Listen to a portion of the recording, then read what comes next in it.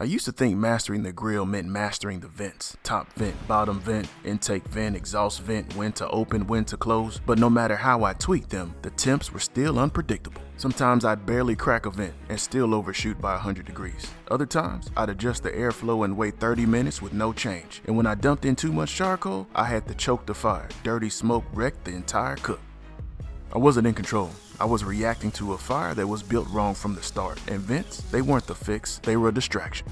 It wasn't a gadget, it wasn't a thermometer. What changed everything for me was a system, a way to take control before the fire even started. I call it the fire balance system, and it's built on 3 things: fuel, airflow, and meat placement. Fuel control isn't just about how much charcoal you use. It's the fuel type, how much of it you light, and how you set it up. We explain 4 setups in our upcoming fire management guide: the even spread, banked coals, minion method, and snake method. Lighting less charcoal up front allows the fire to build gradually and helps avoid sudden temperature spikes.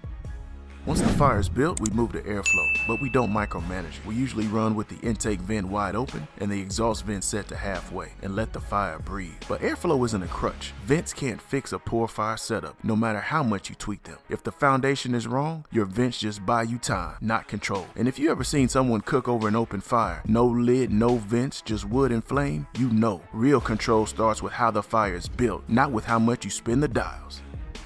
The third piece is food placement, one of the most overlooked tools in grilling. A 2-zone fire gives us maximum control. Coals on one side, food on the other. That distance acts like a buffer, giving us even heat without burning the outside before the inside's ready. And when you understand how heat moves through air, metal, and direct exposure, you realize why meat placement matters. You ever feel like you're just reacting to the grill, chasing temps, opening vents, hoping for the best? That used to be me until I locked in my fuel, airflow, and food placement. And then it clicked. The fire started following my lead. That's when I hit Jedi mode. Grilling stopped feeling random and started feeling automatic. If this system makes sense to you and you want to learn more, we built a free guide, 5 grilling mistakes and how to fix them. It's a simple way to correct bad habits and build a foundation. And when you grab that guide, you'll get early access to our full fire management guide as soon as it drops. Fuel setup, airflow, meat placement. It stops feeling random, it starts making sense. Because at that point, it's not just technique, it's confidence. Be sure to hit that like button, hit that subscribe button, and leave us a comment. We'd love to hear from you. Until next time, grill boldly, serve proudly, and enjoy the process.